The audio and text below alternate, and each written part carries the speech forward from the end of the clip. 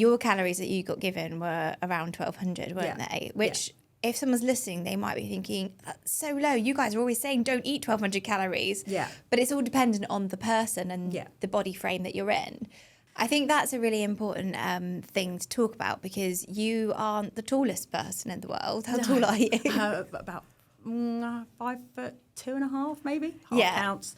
The half does count. 5'3". Yeah. Steph says that to me all the time. She's like 5'3.5" or 5'4.5", and I'm like, the half counts every single time. Every time. So obviously, when we give somebody their personalised nutrition, it is based on your weight, your height, your activity level. How did you find that? I actually, like, when I was first doing it, I mean, I didn't really know anything about macros or like counting. I'd never done it like that before. I'd usually just followed a plan or whatever it was, like juice diet or whatever, hideous. But so the whole thing was new to me. But actually, when I was planning, like, I've got to do because you break it down into how many calories per meal or whatever. If you choose the right stuff, it's quite amazing how much you can actually eat. Yeah. Which is what, like, I think people go, what do you mean how much you can eat on 1,200 calories? Yeah, because we say that and people are like, yeah, sure. Yeah, but you can have 3 meals and a snack and still have coffee or whatever else. You know, I don't think I really felt hungry really like unnecessary, you know, like only if I was bored or whatever like that, but not properly physically hungry through just having that calorie count. Mm-hmm. And do you think that's because, like you said, you were choosing specific foods though? Definitely, because obviously, you know, going through this process opened my eyes to, you know, feeding yourself what your body needs and having, you know, the right stuff, the protein, the fibre and all the rest of it. And when you fill up your plate with the good stuff that you know your body needs, it's surprising what that plate will look like. Yeah, and you said it kind of tied you over till the next meal, which before being a snacker. Yeah. Did you find that helpful, or did you find that like, oh, I'm missing out on my like little afternoon treat? Well, no, I didn't. I didn't feel like I was missing out on anything because actually I didn't feel like I needed more than I was having. I mean, you know, certain times of the month, being ladies, you do crave certain things more than others. But you know, as long as you plan for that, it's not like, okay, you can't have that. Yeah. You can't have. If you fancy a bar of chocolate, you can have a bar of chocolate. If you fancy a bit of cake, have a bit of cake. But plan it into your day so then you don't feel like you're missing out on anything. Yeah. Is that how you like looked at nutrition in the past? Because like sometimes, you know, chocolate, cake will be like viewed as like these are off-limit foods. Oh yeah, absolutely. I was definitely one of those, like, you know, cut everything out. You know, the biscuits, the crisps, like whatever, you know, it's totally restrictive. And literally living on lettuce and, you know, like no carbs. So I definitely don't eat the carbs. Yeah. You know, so I've done very restrictive things like that before, which of course work, but it's not sustainable and it's not real. It's not real. It's not real life. Yeah. You can't carry on like that. You can do it for a small amount of time, but you can't do it forever. Because it's still strange, isn't it, for a lot of people to still hear like, oh, what do you mean like you've hit like your goals and you've been eating chocolate and like saying, oh, I'll factor in chocolate, factor in cake, factor in a glass of wine, you know, it's definitely. But then that allows you to be like, oh well, if I can keep doing this, like it doesn't feel too restrictive to not be able to stop. Exactly. And then, like, you know, if you want to go out for dinner or whatever, and that was a real big thing for me because I was like, oh my gosh, I'm not going to be able to go out for dinner because I've got quite, you know, we're quite social and so we're always off doing something. And I think, oh my gosh, how am I going to go to a restaurant? I'm like, I don't want to go. But then learning that you can just look at the menu in advance and have a look and see what you want and then log it or you can bank calories throughout the week. That was a massive eye-opener for me. It's like, wow, okay, I can still reach my goals and go out on a Saturday night and maybe have, you know, have a meal out and whatever else and not sabotage what I'm doing. Yeah. Because previous, would that have been like a bit of a tipping switch into the self-sabotage? Well, yeah, it'd be like, I would go out for the night and then just have whatever and then go, oh, I've got to start again. So then the rest of the weekend would go out of the window. And then I'll be good on Monday. I'll start again on Monday, which is ridiculous. Yeah, you can have your cake and eat it, which is very rare in situations. You can have your cake and you can get the best of both worlds. The caveat and the but to it is that you do have to plan. You do have to plan and be prepared, but you are hitting your goals and able to still enjoy your food and your lifestyle. But you just have to plan and be prepared. So that's very much that's it, isn't it? Definitely. And you know, and now I love, like, if we're going out for dinner, I'm like, oh, I've got to look at the menu. Yeah, and I that's like something it as that I well. do all the time. I'm like, oh, and people say to me, well, why don't you just, it takes half the fun out of it. Choose when you get there. But actually, I like doing that now. I want to know what I'm going to have, because also I can be quite indecisive. So knowing what I want before I go, just makes the whole thing go a whole lot easier. It's that decision fatigue, isn't it? You're like, oh my gosh.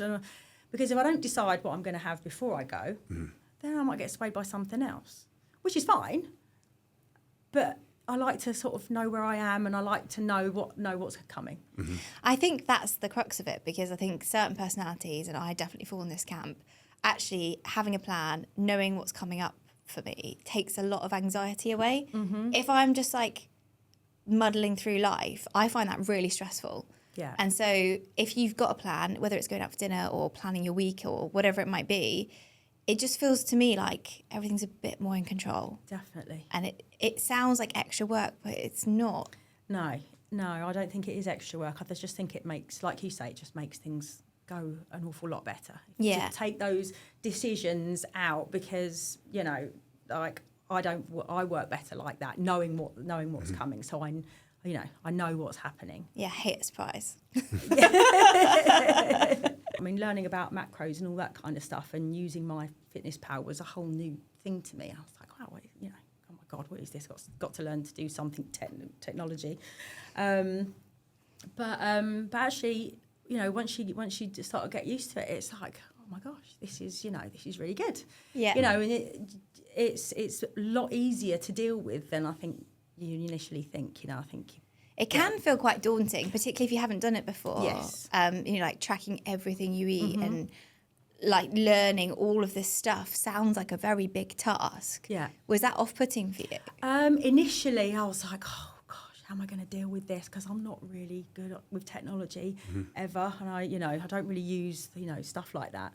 But actually, it doesn't take very long before I was looking forward to putting it all in and going, oh, look what I've done. I can do that. And actually using it as a tool to plan was kind of game changing. Instead of going, oh my God, I've eaten this, I've got to better put that in. Using it as a plan just made everything feel a lot easier. Mm-hmm. And you're in control then, aren't you? You're in control rather than it being in control of you. Yeah. You are in control of what happens. Mm. So I think that's where people say, oh, I hate tracking my food. I think it's because they track what they've eaten rather than they plan what they're going to eat. Exactly. And actually, when you use it as a planning tool, you go into the day and you feel like, right, I know how to hit my goals. I'm going to feel energized. I'm not going to be hungry.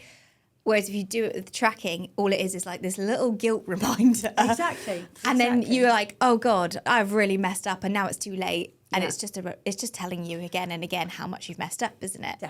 Definitely. But I also think like knowing or like pre-planning takes all that, takes all that stress away from the day, because rather than you going, oh, right, okay, well, what am I going to...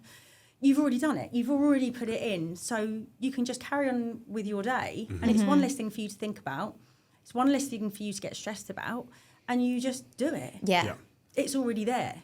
And so would you pre-prep your food? Are you a meal prepper or are you just a planner? Sometimes. If I've got a busy week, then I'll definitely go, right, okay, I'll roast chicken on the Sunday. So I know I've got that in there. I'll chop up a load of like veggies or whatever and chuck them in bags, so I know I've got snacks to go to, so I don't look for something else or whatever.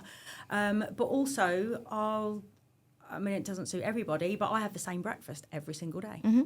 Because I love it. And B, because I know. What do you have? I have the same breakfast every day. I have Greek yogurt with berries, and I have fibre, like my all brand, and it's the same breakfast every single morning. Because what I've learned is that I never used to eat breakfast at all, and I'd never really eat until I got hungry, which was usually about 2 or 3 in the afternoon. And by that point, I was so blimmin' starving. I used to grab anything, so I'd eat rubbish. Yeah. But when I first started doing this, actually I had to force myself to have breakfast because I was never hungry in the morning because I'd got so used to not having it. But actually what happened was I have a really good breakfast, really balanced breakfast, I'm not hungry until lunchtime. Keeps me full, and sets me up for the day. And it kind of just changed the whole way that I thought about my day in food. Yeah. Before, was that a bit of a leftover from thinking, if I skip breakfast and I'll save calories, or? I don't know. I just think maybe. I don't know if I consciously thought that, but I think I just got myself into that routine of getting up, doing the stuff, like coffee is fuel, live on coffee. Yeah. Wouldn't really think about it until I got hungry, and then by then it was too late to make a good choice because I'd already gone past that point. Yeah. And your body has a circadian rhythm, so people forget this. Like if you've not eaten breakfast for a while, your body will get used to not eating breakfast, and that's like your body clock for your appetite. But you can just start eating breakfast, and it can be just a smaller portion to begin with, and then it's only about 3 weeks, and then your circadian rhythm for when you'll feel hungry again in the morning will change. But I think if you don't break your meals out, it can be very hard to get enough protein, enough fibre, and eat enough nutritious food throughout the day. Because I just found that I was eating rubbish food, but just pushed it all back to later in the day. So, about 2 o'clock, maybe 2 o'clock would be my first meal, 2 or 3 o'clock, and it would be rubbish because I'd be so hungry. I'd grab whatever the first thing was. But then I still wanted something to eat at like 8 o'clock at night. 9 o'clock at night, because I hadn't really sort of... We hadn't given your body what it actually needed, had you? Exactly, for the first bit of the day. Yeah. And so looking at what your average meals would look like now comparatively, do you go for like 3 meals and a snack, or like a couple of different things? No, I always have my breakfast, lunch. I always know what I'm going to have for dinner, even if it's not sort of written down or whatever. I know, right, okay, I plan it. And then I might have a snack in the afternoon, or if I fancy some chocolate, I'll save that for the evening, and that's when I'll do that. So, but my snacks are usually either in the afternoon, mid-afternoon, or sort of if I fancy something during the evening. What have been some of the biggest like nutritional changes that you've had to make then? Obviously, I think the tracking and awareness of food, that's huge, isn't it? I think when I first started tracking food, it was like, oh my God, everything's got numbers and calories and protein and carbs and fat, and you just start looking at food a completely different way. And then over time, once you just develop that skill, it doesn't feel as overwhelming at all. But like, what were some of the biggest nutritional changes for you previously to now? What do you mean in terms of what I ate? Maybe like what you ate or your awareness around food. So one thing that was a real eye-opener for me were portion sizes of things. When you're looking at the back of what you're having and you're going, like, when I have my fibre, I'm looking at the back. Well, okay, a portion is 40 grams. Okay, I think I know what that looks like.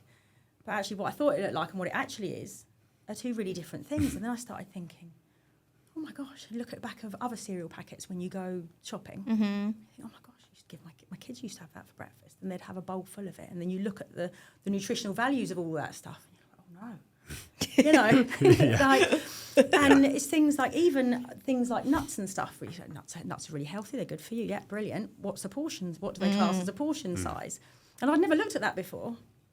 But being more aware about what does that actually look like, rather than having the whole packet and just, mindlessly having it.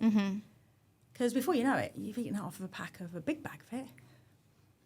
And a portion is 25 grams. Yeah, which is like 4 Brazil nuts. Exactly. Yeah. So that was a real eye-opener for me, what actually portion sizes are. Yeah. I mean, wouldn't ever say that I've been a massive eater or, big portion sizes. I haven't, like, in meal-wise. But, I was quite a big snacker, I think, like a picker. Yeah.